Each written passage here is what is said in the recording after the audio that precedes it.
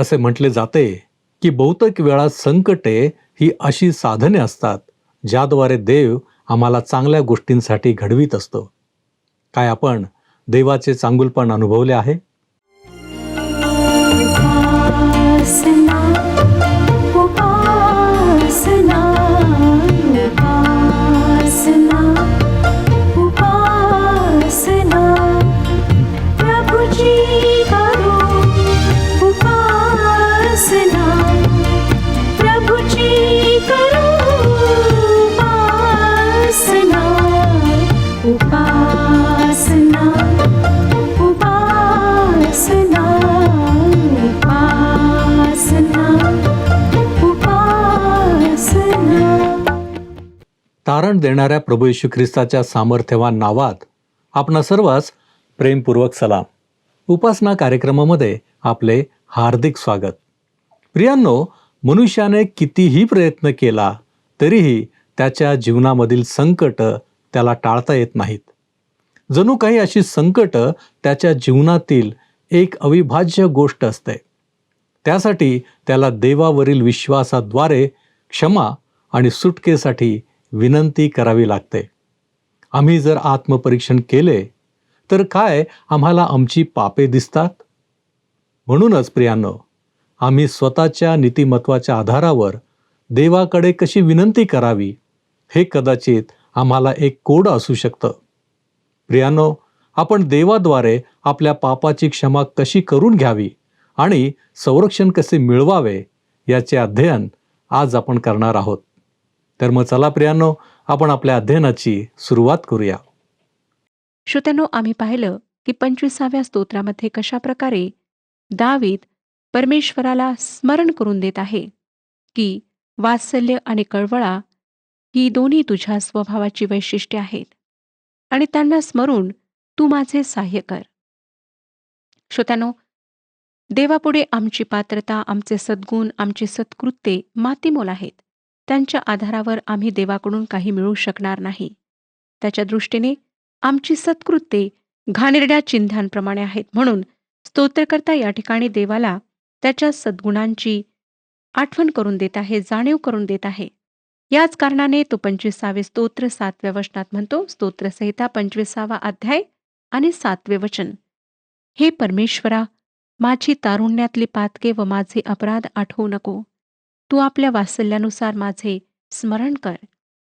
दाविदाने परमेश्वराला त्याचा कळवळा व वात्सल्य स्मरण्याची विनंती केली आणि त्याच वेळेस त्याच्या स्वतःच्या तारुण्यातली पातके परमेश्वराने स्मरू नये असेही त्याने सांगितले. श्रोत्यांनो, आपल्याला देवाच्या दयेची व करुणेची गरज आहे याची दाविदाला जाणीव होते.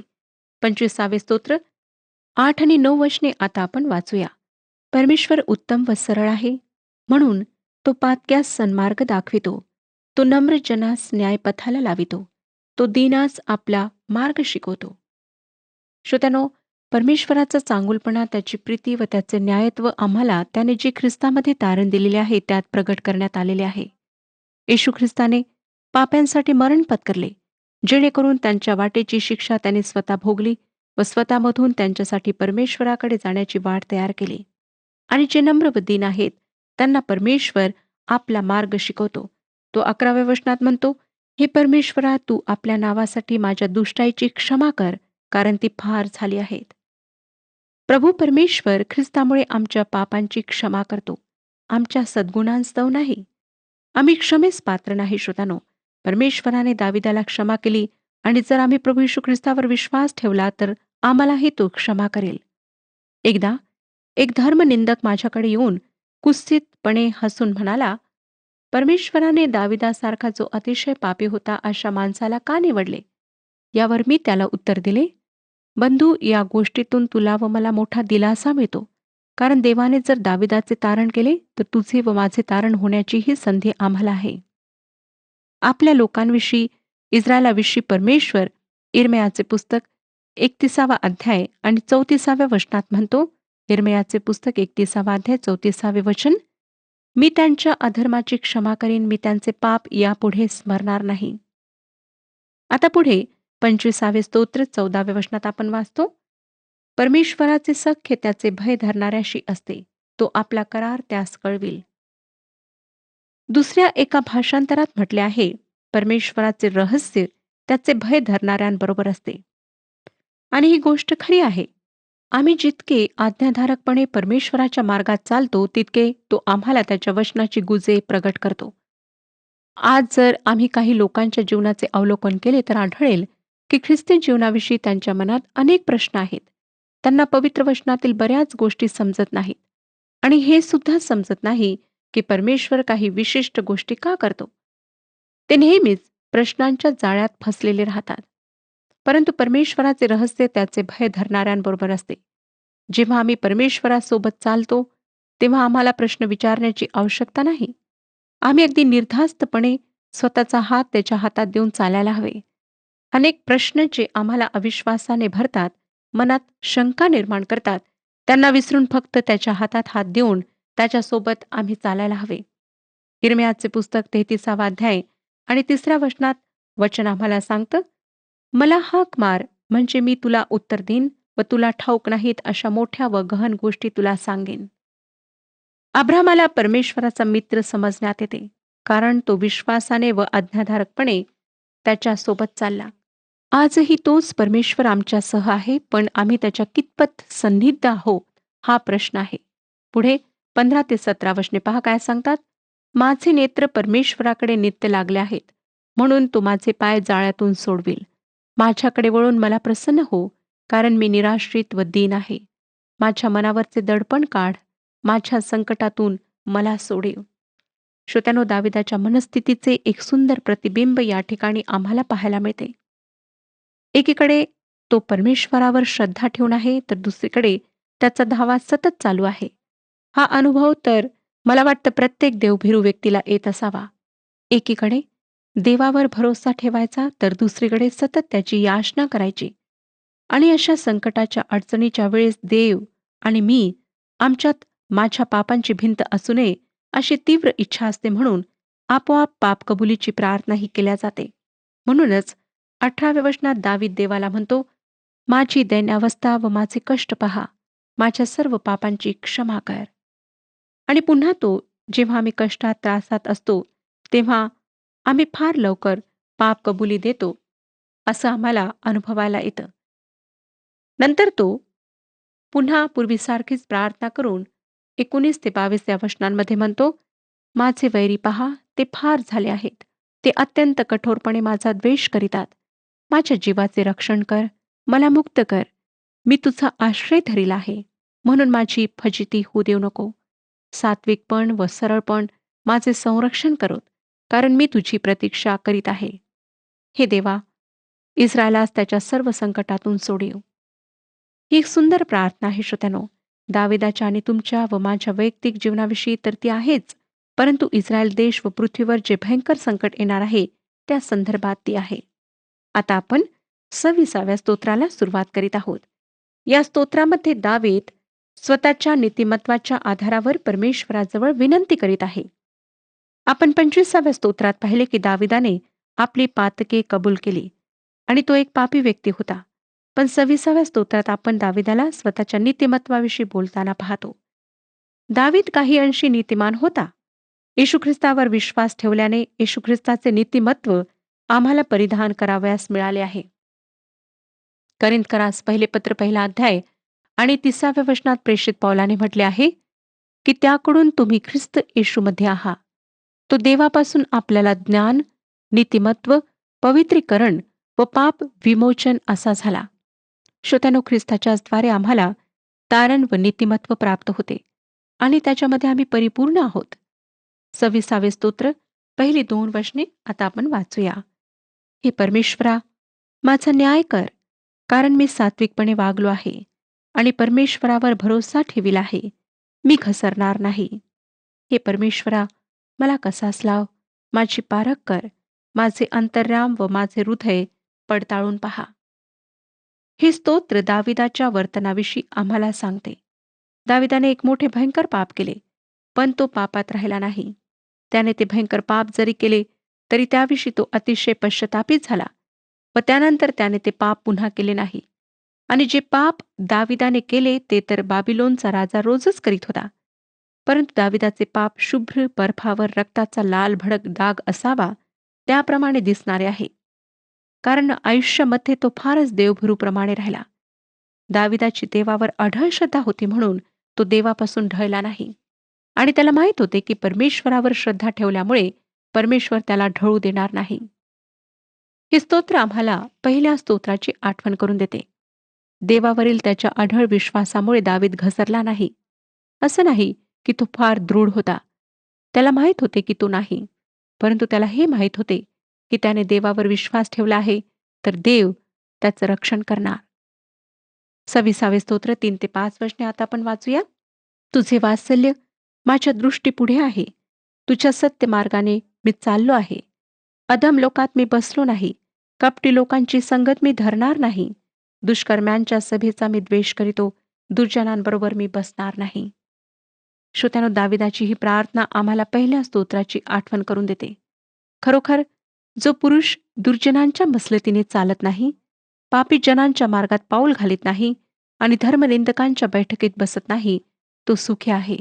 अशा सुखी लोकांपैकी दावीद एक होता. पुढे 6वं वचन पहा काय सांगतं. हे परमेश्वरा, मी निर्दोषतेने आपले हात धुईन आणि तुझ्या वेदीला फेरा घालीन. श्रोत्यानो, आमच्या विश्वासाच्या जोडीला चांगले वर्तन असायला हवे हेच या स्तोत्रावरून समजते. आणि जोपर्यंत आमची पातके आमच्या व परमेश्वरामध्ये अडखण आहेत तोपर्यंत आमच्या प्रार्थनांची उत्तरेही आम्हाला मिळत नाहीत. 12वं वचन पहा काय सांगतं. माझा पाय प्रशस्त स्थळी स्थिर आहे. जनसभात मी परमेश्वराचा धन्यवाद करीन. श्रोत्यानो, दाविदाला आपण प्रशस्त स्थळी स्थिर आहोत याची खात्री आहे, कारण तो देवाच्या प्रेमळ दयेवर विसंबून आहे. आज तुम्ही पाण्याच्या लाटेसह सरकणाऱ्या वाळूवर उभे आहात की कितीही वादळे आली तरी अचल राहणाऱ्या खडकाच्या कपारीत आहात. देवाच्या कधी न बदलणाऱ्या वचनावर विसंबून राहणे न ढळणाऱ्या खडकावर उभे राहण्यासारखे आहे. आम्हाला दिसतं की दावीद खडकावर स्थिर आहे. जेव्हा आपण एखाद्या डोंगराच्या उतरणीवर उभे राहता तेव्हा तुम्हाला पडण्याची भीती असते. आज बरेच लोक आत्मिक जीवनात अशा उतरणीवर आहेत. ते जगातील दुष्टाशी खेळत आहेत, दुष्टाच्या अगदी जवळ जातात आणि मग त्यांचे स्वतःवरचे नियंत्रण समाप्त होते. बरेच लोक वाईट गोष्टींवर मात करण्याचा प्रयत्न करतात, पण चुकीच्या पद्धतीने. जर आपणाला माहीत आहे की एखाद्या ठिकाणी वाईट गोष्टी घडतात, वाईट कार्य होतात, चांगले लोक नाहीत, दारू जुवा अशा प्रकारचे वाईट प्रकार होतात, तेव्हा त्या ठिकाणी जाऊन आपण वाईटावर विजय मिळवू शकणार नाही. अशा ठिकाणाचा आपणाला पूर्णपणे त्याग करावा लागेल. आता श्रोत्यानो, आपण पुढचे स्तोत्र अभ्यासणार आहोत. स्तोत्रसंहिता 27 अध्याय. हे स्तोत्र फार गहन आत्मिकतेने भरलेले आहे. देवाच्या लोकांसाठी हे स्तोत्र नवीन नाही आणि इतरांसाठी या स्तोत्रामध्ये पुष्कळ दिलासा व धीर सापडतो. संकटसमयी धीर देणाऱ्या देवाच्या अनेक वचनांपैकी हे एक स्तोत्र आहे. या स्तोत्राचे 2 भाग पडतात. पहिला भाग 1 ते 6 या वचनांचा आहे आणि त्यामध्ये परमेश्वर त्याच्या लोकांकरिता उत्साह आणि भरोसा या गोष्टी कशा देतो याचे वर्णन आहे.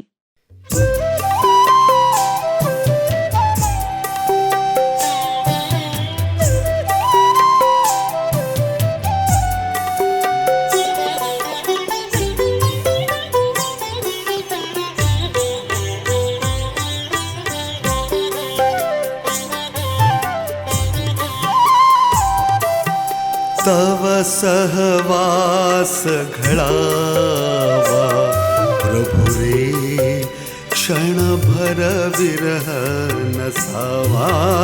तव सहवास घडावा प्रभु रे, क्षणभर विरह नसावा.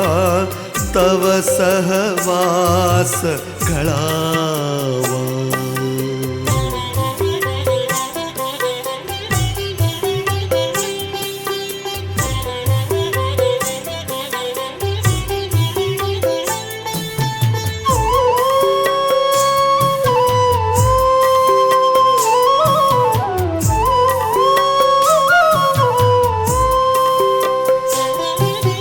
राहो सुंदर सदनी नगरी, क्यों राणी पर्वत कुहरी राहो सुंदर सदनी नगरी किंवा राणी पर्वत कुहरी देह विभो हा माझा देह विभो हा माझा कोठेही मग स्वर्गच जीवा तव सहवास घळावा प्रभु रे क्षणभर विरह नसावा तव सहवास घळावा.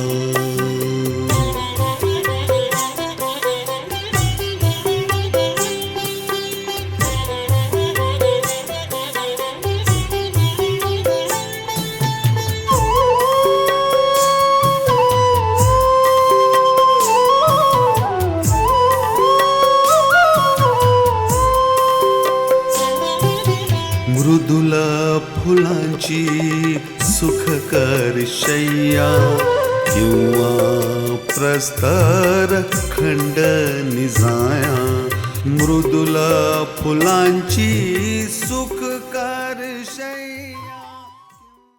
आणि 7 ते 14 या वचनांमध्ये मदत व पालन याकरिता केलेली प्रार्थना आहे. पहिले वचन वाचूया. 27 स्तोत्र. पहिले वचन. परमेश्वर माझा प्रकाश व माझे तारण आहे, मी कोणाची भीती बाळगू? परमेश्वर माझ्या जीवाचा दुर्ग आहे, मी कोणाचे भय धरू? या स्तोत्राची सुरुवात प्रश्नार्थक आहे आणि उत्तर असे आहे की जर परमेश्वर माझा प्रकाश व माझे तारण आहे, तो माझा दुर्ग आहे, तर मला कोणत्याही गोष्टींचे भय धरण्याचे कारण नाही. आम्हापैकी प्रत्येकाला कोणत्या ना कोणत्या तरी गोष्टीचे भय नेहमीच असते. ते अपयशाचे किंवा छोट्या निराशाजनक गोष्टींचे किंवा मृत्यूचे भय असू शकते. कोणाला अंधकारातील दुष्ट शक्तींचे भय असते. आमच्या देशातच काय, परंतु सर्व जगभर जादूटोण्याचे प्रकार केले जातात आणि या जगात अशुद्ध शक्ती आहेत हे सर्व मान्य आहे. बऱ्याचदा या अंधकारातल्या सत्तांचे प्रचंड भय अनेकांना व्यापून टाकते. अशा वेळेस या भयावर मात करण्यासाठी ते मांत्रिक किंवा भूत प्रेत विद्या जाणणाऱ्यांकडे जातात. पण त्या अघोरी प्रयत्नांनी ते भय किंवा संकट दूर होण्याऐवजी संकटाचे कठोर पाश त्यांच्या भोवती आणखीन आवळले जातात. परंतु श्रोत्यांनो, तुम्हाला माहीत आहे काय की जर इस्रायलचा पवित्र प्रभू येशू ख्रिस्ताचा पिता आमचा प्रकाश असेल, तर या अंधकारातल्या सत्यांचा आमच्यावर काही एक परिणाम होत नाही. प्रभू परमेश्वराने तुमच्या व माझ्यासाठी येशू ख्रिस्त हा खरा प्रकाश दिला आहे व त्याच्याविषयी योहानाच्या पुस्तकातील पहिल्या अध्यायात असे लिहिण्यात आले आहे की तो प्रकाश अंधारात प्रकाशतो, तरी अंधाराने त्याला ग्रहण केले नाही. आणि पुढे त्याच्या मागे जे चालतील त्यांच्यासाठी अभिवचन देण्यात आले आहे की ते अंधारात चालणार नाहीत, तर त्यांच्याजवळ जीवनाचा प्रकाश राहील. जर येशू ख्रिस्त तुमच्या जीवनाचा प्रकाश आहे, तर तुमच्यावर अंधकाराच्या सत्ता अधिकार गाजवू शकणार नाही.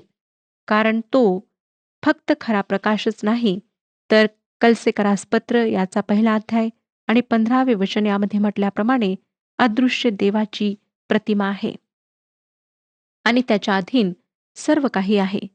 होय श्रोत्यांनो, येशू ख्रिस्ताच्या नावामध्ये महान सामर्थ्य आहे आणि त्या नामासमोर कोणतेही भय टिकू शकत नाही.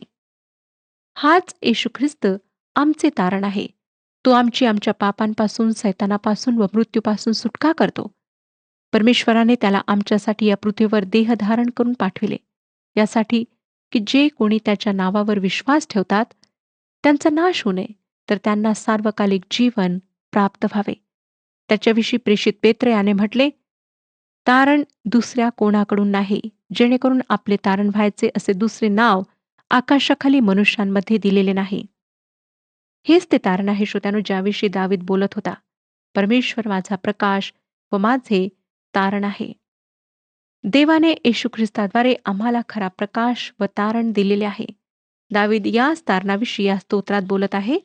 आणि जर प्रभू स्वतः आमचे तारण असेल, तर आम्हाला कशाचेही भय धरण्याचे कारण नाही. पुढे दावीद म्हणतो, परमेश्वर माझ्या जीवाचा दुर्ग आहे, म्हणजे तो त्याचे सामर्थ्य किंवा त्याच्या भोवती असलेले कवच आहे. परमेश्वर आम्हाला या जगात आणून तसेच सोडून देत नाही, तर तो जीवन जगण्यासाठी आम्हाला सामर्थ्यही देतो. ते सामर्थ्य आम्हाला पवित्र आत्म्याच्याद्वारे प्राप्त होते. परंतु आम्ही ख्रिस्ताद्वारे देवाचे सामर्थ्य स्वीकारायला हवे. जर आम्ही स्वतःवर, स्वतःच्या शक्तीवर भरोसा ठेवत असू, तर आम्ही देवाकडून सामर्थ्याची अपेक्षा करू नये. दुसरे वचन पहा काय सांगते. दुष्कर्मी म्हणजे माझे शत्रू व द्वेष्टे हे माझे मांस खाऊन टाकण्यास जेव्हा माझ्यावर चढाई करून आले, तेव्हा तेच ठेच लागून पडले. असं वाटतं की दावीद आपल्या गतजीवनातले कठीण प्रसंग आठवत आहे. त्याचे जीवन अनेकदा धोक्यात आले. शत्रू त्याचा जीव घेण्यास टपून बसले होते. परंतु प्रत्येक वेळेस ते फजित व लज्जित झाले.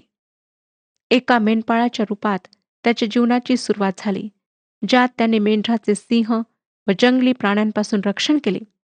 परंतु आज सिंह व अस्वलाप्रमाणे क्रूर असणारे लोक आमच्या अवतीभोवती चालत आहेत आणि आमचा एक जुना शत्रू आहे, तो म्हणजे सैतान. श्रोत्यानो, तुमचे व माझे जीवन तशा प्रकारच्या धोक्यात नसेल, परंतु पवित्र शास्त्र आम्हाला ह्या मोठ्या शत्रूविषयी धोक्याचा इशारा करते. पेत्राचे पहिले पत्र 5 अध्याय 8 वचन आम्हाला सांगतं, सावध असा, जागे रहा. तुमचा शत्रू सैतान हा गरजणाऱ्या सिंहासारखा कोणाला गिळावे हे शोधित फिरतो.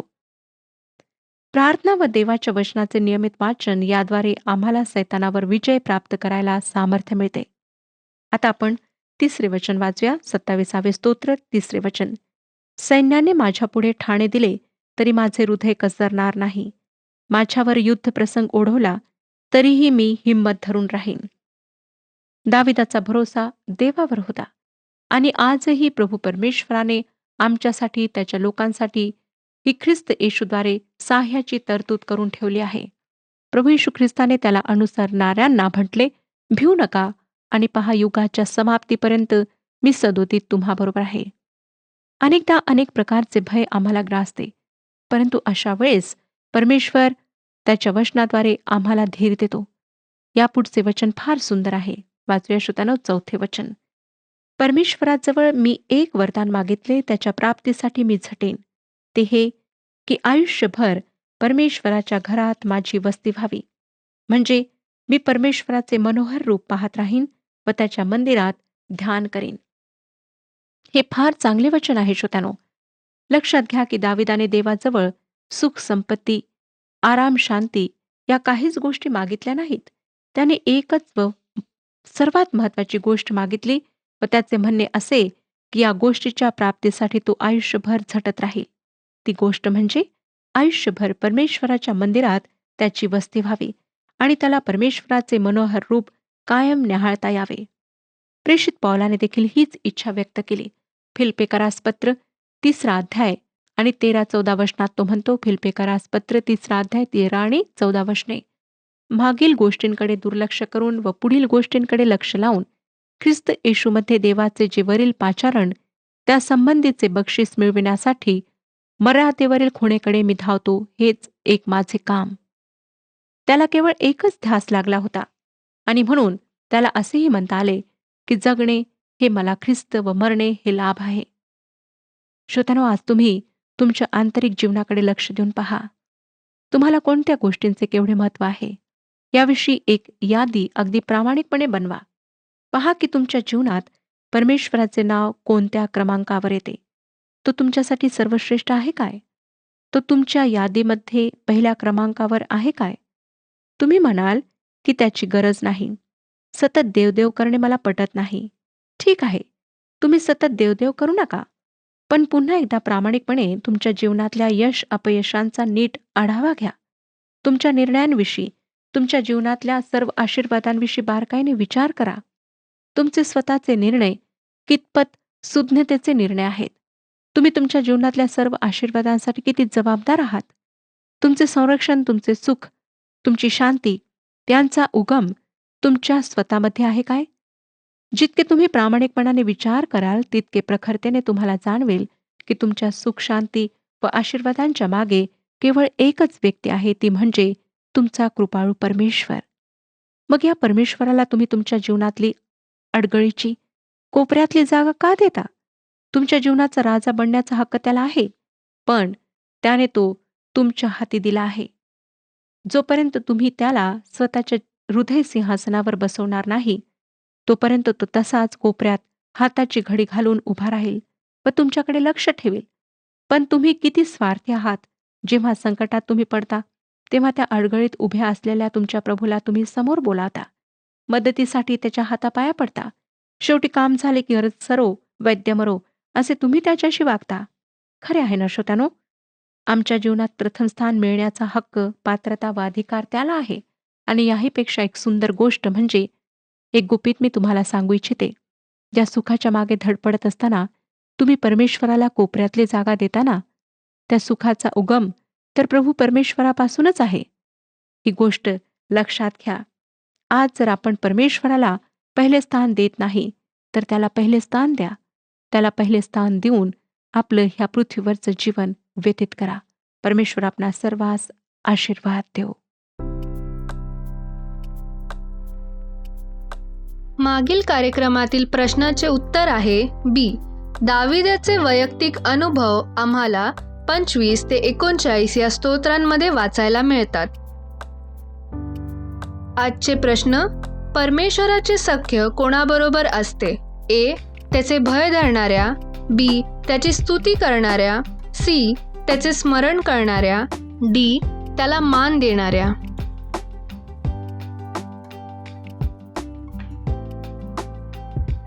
प्रियांनो, या प्रश्नाचे उत्तर उद्या सकाळी 6 वाजण्याच्या आधी पर्याय ए, बी, सी किंवा डी लिहून आपले नाव, पत्ता आणि ठिकाण यासोबत मोबाईल नंबर 7021474742 वर SMS किंवा व्हॉट्सॲप करा. प्रियांनो, आपण पाहिले की देवाद्वारेच आम्हाला मार्गदर्शन, क्षमा आणि संरक्षण आहे. आमचा देवावर विश्वास असावा आणि आम्ही त्याच्या मार्गदर्शनावर अवलंबून राहणे आवश्यक आहे. दुष्टांपासून आम्ही स्वतःला दूर राखले पाहिजे आणि नीतिमत्तेनुसार चालण्याची आमची वचनबद्धता असावी. कारण देव आमचा प्रकाश आहे, तोच आमच्या जीवनाचे बळ आहे. प्रियांनो, प्रश्न असा आहे की काय आम्ही पापांची कबुली देतो? काय आम्ही क्षमा याचना करतो? काय आम्ही आमच्या जीवनात स्थिर राहतो? आणि महत्त्वाचे म्हणजे काय आमच्या जीवनाचा प्रकाश येशू आहे? आपण प्रार्थना करूया. आमच्यावरती कृपा करणाऱ्या आमच्या महान प्रेमळ परमेश्वरा, तुझ्या नावाला आम्ही धन्यवाद देतो, तुझे आभार मानतो यासाठी की प्रभूजी आमची आणि तुझी ओळख झालेली आहे. तू आम्हाला प्रभू येशू ख्रिस्त तुझा एकुलता एक पुत्र दिलास, ज्याच्याद्वारे तू आम्हाला खंडून विकत घेतलेला आहेस. आम्ही तुझ्या नावाला धन्यवाद देतो बापा. होय प्रभूजी, आम्हाला त्या ख्रिस्तावरती विश्वासू राहण्यासाठी, त्याच्यावरती अवलंबून राहण्यासाठी प्रभूजी तुझी कृपा तू आम्हाला दे. होय प्रभूजी, आमच्या दैनंदिन जीवनामध्ये आम्हाला ठाऊक आहेत की आमच्या जीवनात घडणाऱ्या गोष्टी आम्हाला टाळता येत नाही. परंतु प्रभूजी, ज्यावेळेस तू आमच्या बरोबर आहेस, तर निश्चितपणे आमच्या जीवनासाठी सर्व काही चांगलं आणि आशीर्वादित होऊ शकतं. आणि म्हणून प्रभूजी, आम्ही आमचं लक्ष तुझ्याकडं लावण्याचा प्रयत्न करीत आहोत. तुझं सहाय्य तू आम्हाला कर, तू आम्हाला आशीर्वादित कर. तारणारा प्रभू येशू ख्रिस्त याच्या गोड आणि गौरवी नावात ही प्रार्थना केली आहे, म्हणून तू ऐक. आमेन. तुम्ही स्थिर व अढळ व्हा आणि प्रभूच्या कामात सर्वदा अधिकाधिक तत्पर असा. प्रभू आपणास सहाय्य करो.